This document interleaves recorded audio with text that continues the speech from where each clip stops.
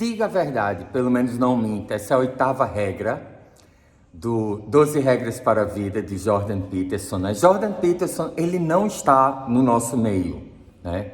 Ele não lida com lei da atração, mecânica quântica, nada disso.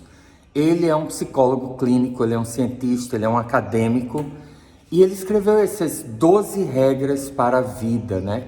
É um livro que eu altamente recomendo para você. É um livro com muito embasamento científico, mas essa 8ª regra, ela é muito, muito, muito importante. Não minta, né? Não minta, diga a verdade, ou pelo menos não minta. Essa segunda parte é a parte mais importante. E ela tem um papel fundamental no seu desenvolvimento, no despertar da consciência, na mecânica quântica, né? Na lei da atração. Sabe, se brincar é um dos principais motivos pelos quais as pessoas não conseguem cocriar. Porque nós mentimos. Nós mentimos tão completamente que nós chegamos a fingir que é doador que deveras sentimos, né? É uma coisa assim abominável, mas eu quero entrar nesse assunto com você. Antes de começar, eu quero desejar um fantástico dia, independente do dia, independente da hora do dia, independente da variante que você possa estar vivendo, e tomar um gole do nosso café estoico, né? Nada mais a ver com isso do que o próprio estoicismo. Só o cristianismo. Mas aí é outro papo, né? Aí é outro nível. Bom, vamos lá. Nós mentimos.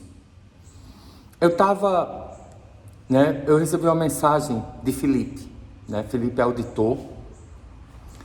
E ele estava falando sobre uma prática que eu ensino no grupo de facilitadores, né? Felipe faz parte do grupo de facilitadores do Método Sedona.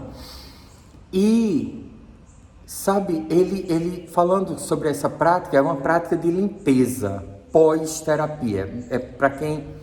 Essa prática foi desenvolvida inicialmente por Lester Levinson e era uma prática secreta.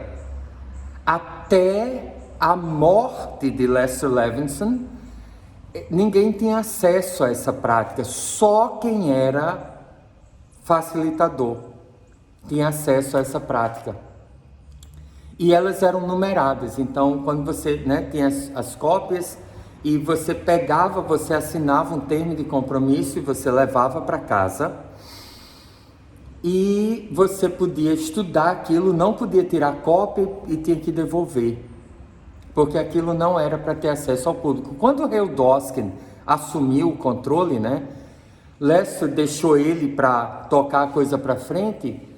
A primeira atitude de Hale Dawson foi abrir essa prática para quem quisesse, né, deixar ela acessível para quem quisesse. E é uma das primeiras práticas que eu ensino no curso de facilitador. Mas o Felipe disse que ele usa muito essa prática. E ele tem usado muito no trabalho dele como auditor, porque ele audita pessoas.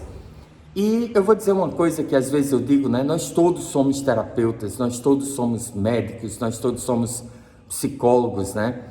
Eu sei que alguns terapeutas, alguns psicólogos, alguns médicos se irritam com esse tipo de coisa, mas é verdade, né? Eu tenho um corpo, então eu lido com o meu corpo, eu sei o que é melhor para o meu corpo. É óbvio que o médico, né? A opinião de um médico, a consulta ao conhecimento de um médico é muito importante. A consulta a um psicólogo muitas vezes ajuda, a consulta a um terapeuta ajuda muito, mas, né, como disse Jacira, sua alma, sua palma. E eu estou muito curioso para saber qual é a segunda parte, né? Viu, Jacira? Muito curioso, né? Tem que soltar isso ou você vai me dizer depois? Agora, nós temos essa vivência com a nossa psique, com o nosso corpo, com as nossas emoções, não é? E isso nos faz auditores também, porque eu tenho uma esposa, às vezes eu tenho que auditar ela. Se bem que ela me audita bem mais do que eu audito ela, né? Eu audito minhas filhas, eu sou auditado pelas minhas filhas. Nós vivemos auditando as pessoas, né? Embora existam técnicas acadêmicas para isso, mas de uma forma ou de outra nós fazemos, né? E nem sempre o estudo da técnica, ela lhe dá uma competência maior, né? Às vezes, como dizia Goethe, né? Toda teoria é cinza e só é verde a árvore de dourados frutos da vida, né? Muitas vezes a pessoa fica presa na teoria, mas não é o caso de Felipe, né? E ele diz que às vezes ele tem conversas difíceis com as pessoas, difíceis. E nós estávamos conversando sobre, muitas vezes, algo que a pessoa diz que nem, né? Você sabe, às vezes sua esposa diz alguma coisa, seu marido diz alguma coisa e na hora você nem dá atenção para aquilo, mas aquilo fica remoendo no seu inconsciente e aí na hora errada aquilo vem à tona, né? Muitas vezes acontece algo durante o dia que você nem dá muita atenção, aí você passa a noite sonhando com aquilo, até meio, né? Sonhos assim meio até desagradáveis em relação àquilo, e aí você percebe que aquilo estava lhe pegando. Mas essa coisa de falar a verdade, né? Quando você está lidando com pessoas, nós temos o hábito de mentir, nós temos esse hábito enorme de mentir, né? E se você não percebeu, a aula começou agora, né? O vídeo começou agora. Nós mentimos porque eu não quero desagradar minha mulher, eu minto porque eu não quero desagradar minhas filhas, eu minto porque eu não quero desagradar minha mãe, eu minto para o meu pai porque eu não quero desagradar meu pai, eu minto para o meu chefe porque eu não quero desagradar meu chefe, eu digo que fiz coisas que eu não fiz, eu digo que não fiz coisas que eu fiz, eu digo que eu sinto coisas que eu não sinto, eu digo que eu não estou sentindo coisas que eu sinto. É ou não é assim? É o que nós chamamos de mentira branca, não é? É aquela mentira do bem. Acabei de passar pela minha mente agora o ódio do bem, né? Mentira do bem, ódio do bem, né? O ego, ele é fascinante, não é? Ele consegue distorcer tudo. Uma das coisas que eu sempre tive, quando eu era funcionário, sabe? Foi que eu não mentia, né? Se eu tinha feito algo errado, eu assumia aquilo, né? Eu me lembro uma vez que eu quase fui demitido por uma bobagem. Havia uma regra e eu quebrei essa regra uma vez para o bem dos alunos, né? E tinha uma pessoa de outro departamento, eu era chefe de um departamento, essa pessoa era chefe de outro departamento, eu era chefe, né, da parte pedagógica, toda a parte operacional da escola, em relação a professores e alunos, eu era responsável, e essa outra pessoa, ele era chefe da parte comercial. Então, nem eu era superior a ele, nem ele era superior a mim, nós dois estávamos submetidos ao mesmo chefe. E ele, por alguma razão, sei lá, né, eu não consigo imaginar uma pessoa não me amar, né? Mas por alguma razão ele não me amava tanto assim como eu mereço ser amado por todo mundo. E aí ele percebeu isso, né? E aí ele transformou isso transformou uma tempestade numa bobagem. O caso era que não podia ter mais de 5 alunos dentro de uma sala de aula. E não estávamos nessa época agora, né? Era norma da escola, eram turmas bem pequenas. E chegou um aluno, para não mandar esse aluno para casa de mãos vazias, eu cheguei para os alunos, eu disse, olha, não pode ter mais 5 alunos, quando vocês assinaram o contrato com a escola, dizer que não pode ter mais 5 alunos, mas esse aluno aqui chegou enganado, errou o dia, e, né, coloquei aquele aluno na sala de aula. E por isso, aí, sabe, a coisa subiu a níveis estratosféricos, porque era uma franquia, né? E eu tinha um coordenador nacional, e tinha o diretor nacional, e tinha blá blá blá, né? Um monte de gente lá em cima. E aí, sabe, ele transformou isso tudo numa tempestade. Quando chegaram para mim e disseram assim, você fez isso? Eu disse, fiz. Né? Você vai ser demitido. Eu digo, eu fiz. Né? Por que você fez? Eu expliquei por que eu fiz. Né? Mas eu disse, olha, eu não achava que eu estava cometendo um pecado mortal, né? A esse nível, mas eu fiz. E se eu vou ser demitido, eu discordo, né? Até porque eu já tinha um histórico dentro daquela instituição, eu tinha um histórico de sucesso, mas eu disse, bom, é o que é. Aí eu puxei o meu amigo comigo, né? Aquela coisa que você vai ser jogado no precipício e você agarra a pessoa e diz, vamos junto, né?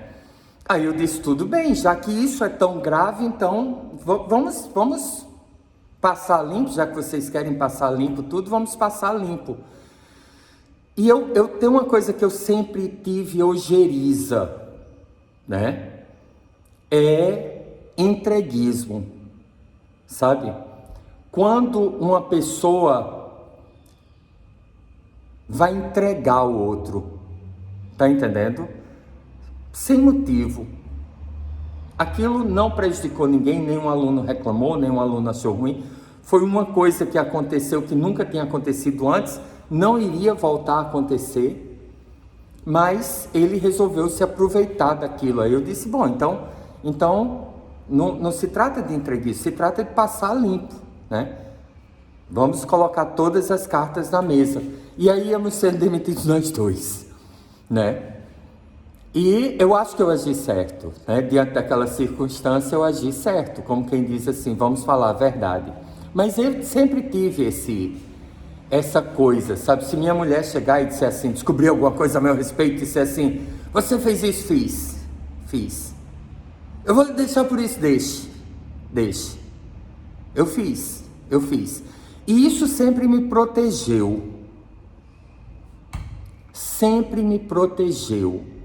Eu, como coordenador, muitas vezes eu tinha que ter conversas difíceis com as pessoas. Nem sempre eram conversas fáceis. E toda vez que eu trazia alguém para minha sala, normalmente era alguém que estava sob minha responsabilidade, né? Alguém de quem eu era chefe. Eu sempre chamava essa pessoa, a coisa já estava, eu já sabia de tudo. Eu não chamava ninguém irresponsavelmente. Eu nunca chamei alguém e disse, você fez isso, sem a pessoa ter feito, porque antes de chamar a pessoa, eu averiguava. Eu ouvia todos os lados. Eu checava as informações. Então, quando eu chamava alguém, eu sabia exatamente o que tinha acontecido, até que ponto tinha acontecido, quando tinha acontecido, quantas vezes tinha acontecido, né? E eu chamava a pessoa para conversar, para ouvir também o lado da pessoa. E é muito difícil quando a pessoa que você... sim, só mais um detalhe, né? Quando era caso de demissão, eu chamava a pessoa e demitia. Eu nunca vi sentido em você humilhar uma pessoa. Não se trata de humilhar, né? Mas a pessoa às vezes se sente assim, de você colocar a pessoa, fazer a pessoa passar por uma conversa difícil, por uma situação difícil, quando você vai demitir. Então, toda vez que eu tinha uma conversa dessa, porque não era caso de demissão. Ou pelo menos não era a demissão que eu estava querendo, não era a resolução que eu estava buscando. Mas aí fica difícil. Quando você está tentando ter uma conversa aberta com a pessoa e a pessoa vem com evasivas, a pessoa vem com mentiras, a pessoa vem querendo tapar o sol com a peneira, né? Sabe, Silvana, ela tem uma coisa que ela odeia mais do que tudo na vida, é querer fazer ela de besta, né? Nossas filhas sabem disso. Não tente fazer sua mãe de besta.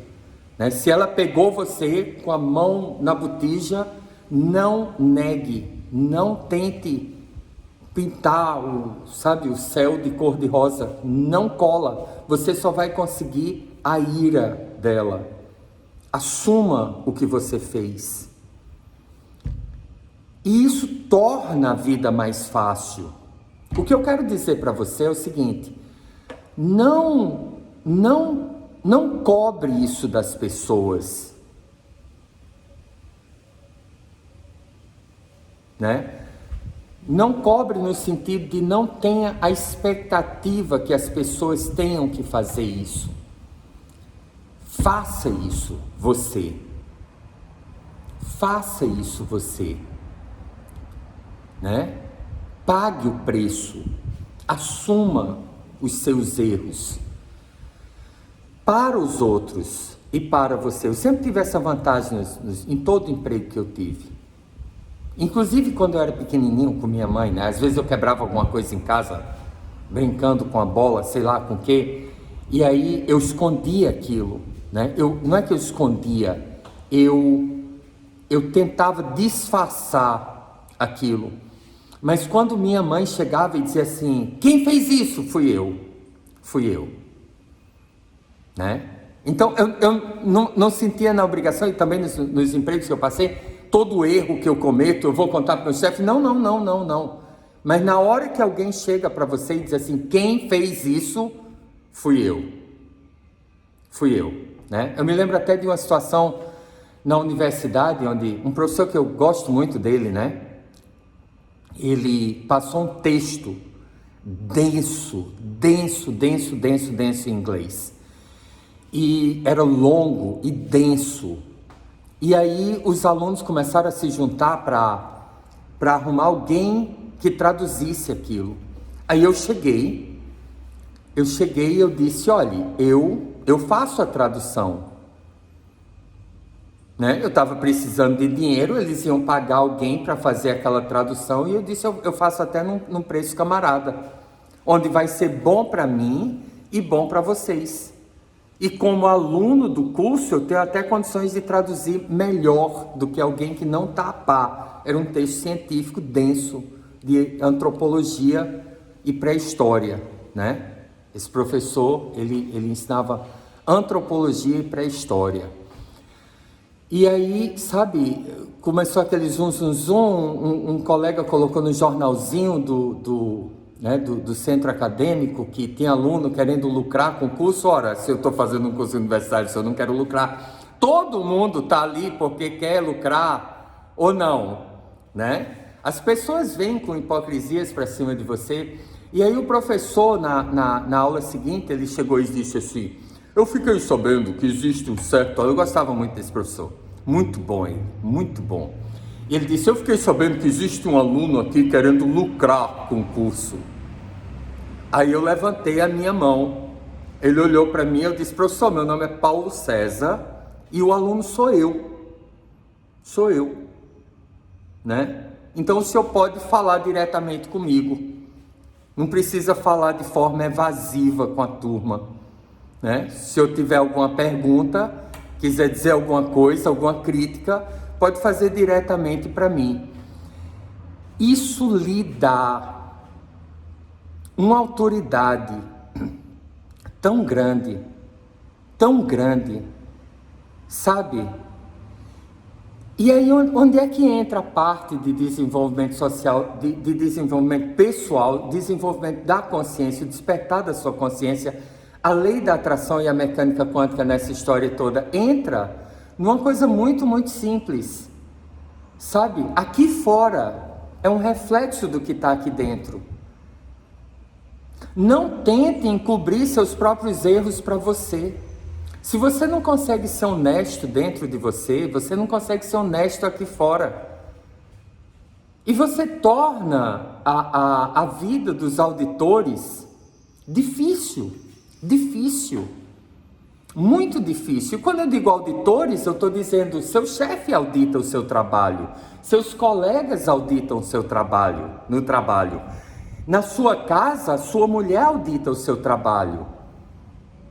né? Quando você senta na mesa para almoçar, quem está comendo está auditando o trabalho de quem cozinhou, né? Provas são auditorias. Eu quero saber se você estudou, eu quero saber se você aprendeu, eu quero saber se você assimilou. Vamos auditar o seu conhecimento, é uma prova.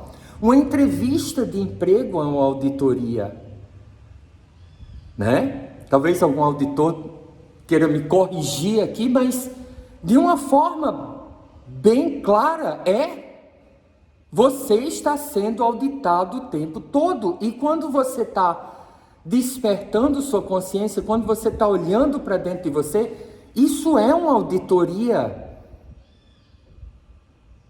É uma auditoria e muitas vezes, algumas vezes o auditor ele tem a pior das intenções, né? Eu trabalhei numa empresa onde eu prestei um serviço muito bom.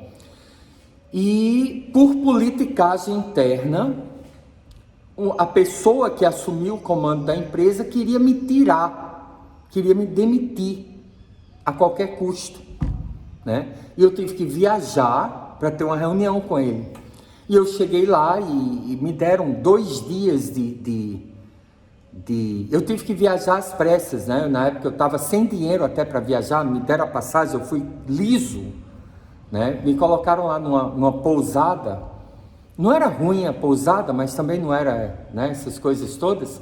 E eu não tinha, eles não me passavam o dinheiro, a diária do almoço, para eu me alimentar, né? E eu ficava lá com fome, implorando que me passassem aquilo. E as pessoas, como elas queriam se livrar de mim, né, elas procuravam me torturar de todas as formas psicológicas, físicas e emocionais. E aí finalmente eu tive a entrevista com esse cara, né? Ele olhou para mim e disse assim: por que você está aqui? Eu olhei para ele e disse: porque você me pediu para estar aqui, né? Você pagou minha passagem para eu estar aqui, você está pagando a minha estadia aqui, então eu estou aqui porque você requisitou. E ele disse: não, mas eu quero saber por que você acha que está aqui. E eu disse: cara, eu não sei, né? Eu não sei. E haviam me dito, quando eu saí, que eu ia receber uma promoção, né? Mas eu sabia que não era uma promoção. Eu sabia que a política da empresa não estava a meu favor. E aí ele disse: não, eu quero saber por que você está aqui. Esse cara insistiu, ele passou uns 15, 20 minutos insistindo nessa pergunta, até que eu olhei para ele, eu disse: homem, que se dane, né? Eu disse: olha, quando eu saí de lá, eu ouvi algumas pessoas dizendo que eu ia receber uma promoção, mas eu não tenho a menor ideia porque eu estou aqui. Esse cara olhou para mim e ele disse assim: cara, por causa disso que você disse, você está demitido. Eu olhei para ele, sabe, subiu uma raiva na hora, né? Não da demissão, não de nada, mas da palhaçada, não é? Parece aquela coisa de namorado ou namorada, quando quer acabar o namoro e não tem coragem de acabar. Aí você fica catando alguma coisa, algum motivo para acabar e botar a culpa na outra pessoa. Olha, eu não queria acabar, eu estou acabando porque você disse isso. E eu não posso suportar esse tipo de comportamento, esse tipo de pensamento de você, né? Cara, assuma, diga: eu quero demitir você, você não precisa de motivo. A empresa, né? Você está no comando da empresa, a empresa não era dele, mas ele estava no comando da empresa.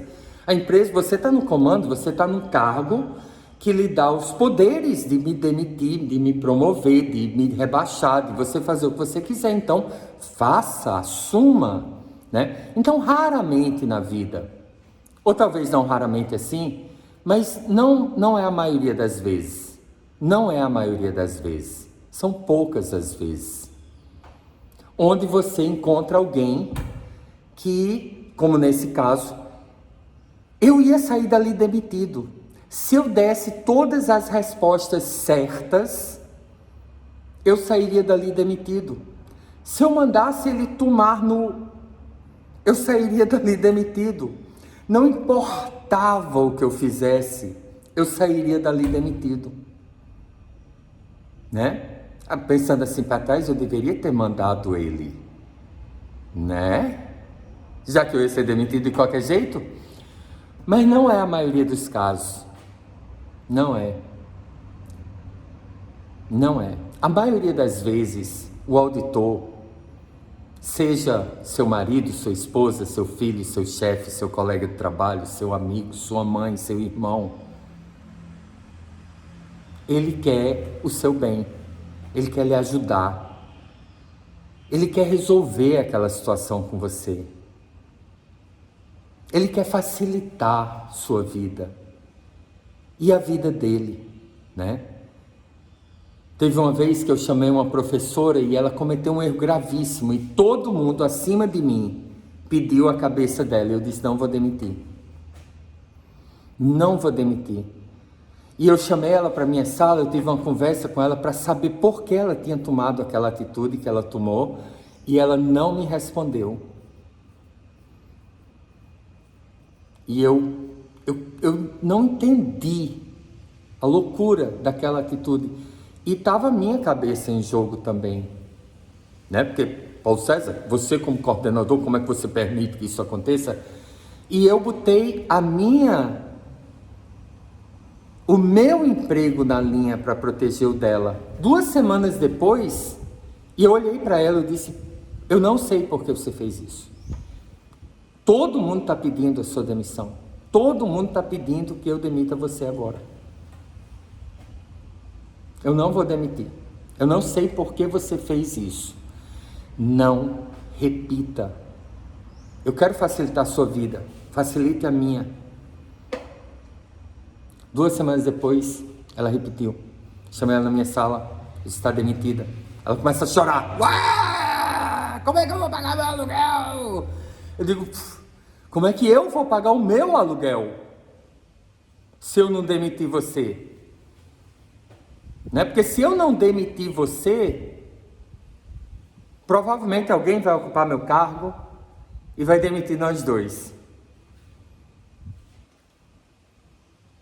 Facilite a vida das pessoas, a verdade, as pessoas querem lhe ajudar. Mas facilite a sua vida, o seu crescimento. Sabe, uma das principais coisas no método Sedona,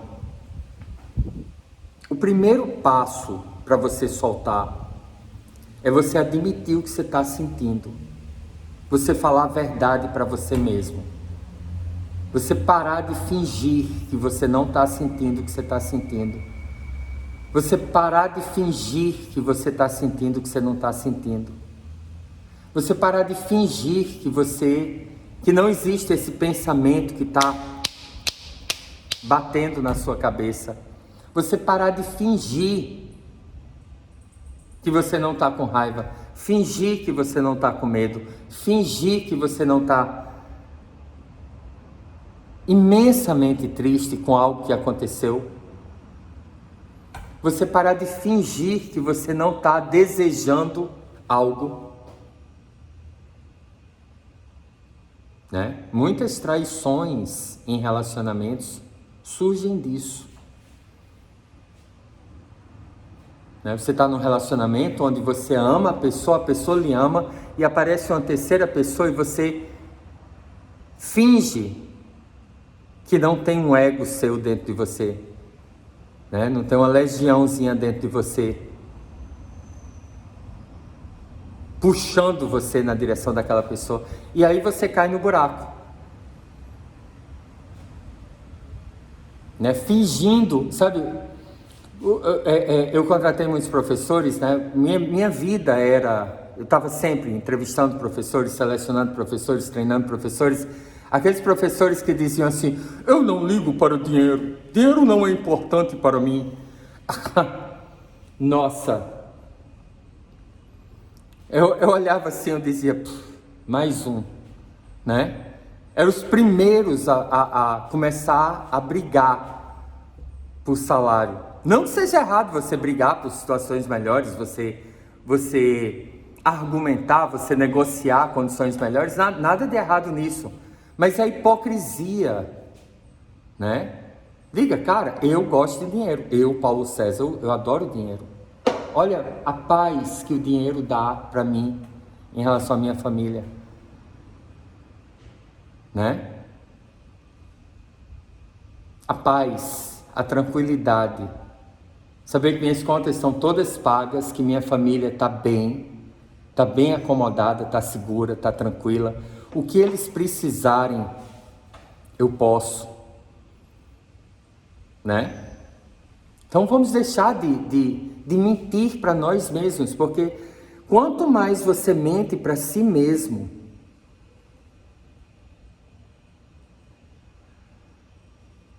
menos você consegue cocriar o que você quer. Menos você consegue ser consciente, porque você não desperta da mentira. Você tem que admitir suas fraquezas para você, né? E quando você tem um chefe, uma esposa, um filho, uma filha, um pai, uma mãe, um irmão, um amigo, sabe? Deus é tão mais essas pessoas amam você. Elas querem que você cresça, elas querem que você evolua, elas querem ajudar você. E você torna esse trabalho difícil, às vezes impossível, onde no final das contas só resta demissão, né? E essa demissão acontece dentro de você, é a demissão da consciência em prol da mentira. Se quer despertar, não minta, né? Fale a verdade, não minta, não minta. E sabe uma coisa que eu aprendi? Quando eu era mais novo, que eu sou novo, né? Novinho. Mas quando eu era mais novo, não minta, né? Quando eu era mais novo, uma coisa que acontecia, sabe? Era que sempre que, sabe, essa nova geração, sabe, tá sempre querendo agradar, né? Nós temos esse negócio o politicamente correto, né? É uma mentira, é a exaltação da mentira. Eu não vou entrar muito nesse assunto, não. Mas eu quero lhe dizer uma coisa. Você quer despertar a sua consciência? Você quer co-criar uma vida melhor? Fale a verdade. Fale para você a verdade. Não minta para você. Esse é o primeiro passo. E só como alerta. Só como alerta. Você não precisa sair contando suas falhas para todo mundo. Apenas fale a verdade. Ou pelo menos não minta. E com você, dentro de você, sempre fale a verdade, porque começa aqui dentro, não comece aqui fora. Comece dizendo a verdade dentro de você. Comece dizendo a verdade dentro de você. Não minta. Dentro de você, não minta. Dentro de você, fale a verdade. Tenha coragem de se olhar no espelho e falar a verdade para você. E a verdade né? Muito importante isso também, sabe? A verdade não é eu sou perfeito, isso é mentira. E a verdade também não é eu sou um lixo. Não é. Não é. Né? Eu vou falar aquilo que eu ia falar, que não ia falar, mas eu vou falar. É assim, quando eu era mais novo, alguém vinha e me fazia alguma acusação. E eu olhava para a pessoa e digamos que eu tenha cometido um erro pequenininho e a pessoa cometeu um erro 10 vezes maior do que o meu. Mas como eu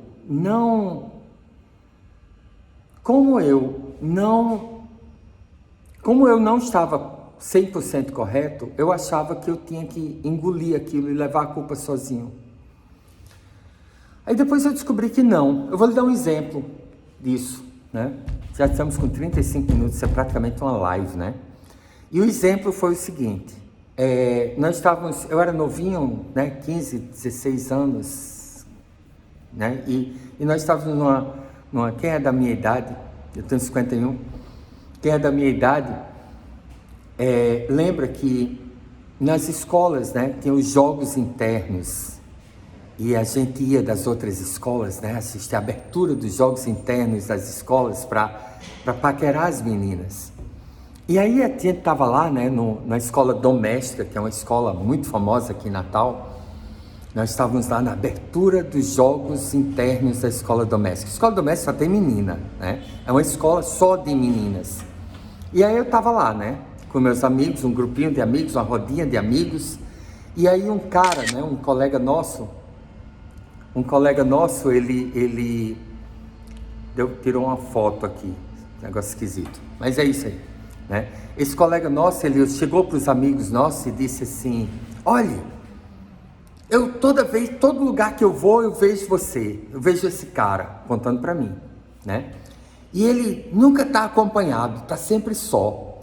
E esse cara, ele era alto, loiro, olhos azuis, bonitão, né? Ele parecia aquele russo que lutou contra Rocky, né? Cara bonitão mesmo. Aí ele disse: esse cara, todo canto que eu vou, ele tá lá, mas nunca tá acompanhado. Nunca vi esse cara pegar nenhuma menina. Aí eu disse: cara, tá, né?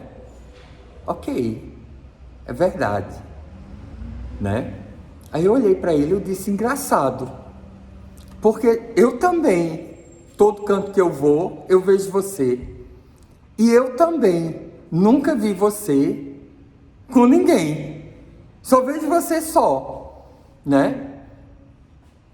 E foi uma lição para mim, né? E aí, você sabe o que é que acontece, né? Nesse grupo, quando você dá uma invertida dessas, né? Todo mundo, né? Malhando dele, né? Porque foi ele quem puxou o assunto. Foi ele quem veio querer me derrubar com aquele assunto, né?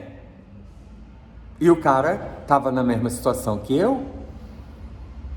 Então, seja honesto com você. Você não é perfeito. Você não é perfeita.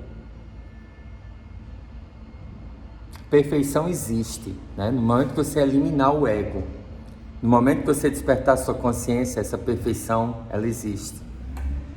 Ela existe, né? Ninguém nunca é perfeito, nunca. Mentira. Mentira. A consciência existe, né? Aquilo que Paulo dizia: já não sou eu que vivo, mas Cristo que vive em mim. Agora, isso não significa que assumir os seus erros significa que você seja só erro. Tá entendendo? Porque muitas vezes a gente cai no inverso. A gente cai: eu não valo nada, não sei o que. Não, você tem o seu valor. Reconheça a realidade, né? Eu tenho o nariz feio, mas eu tenho os olhos bonitos, né? Tá entendendo? Como é que eu chego nessa realidade? Só existe um caminho. soltando, soltando. Seja seu próprio auditor.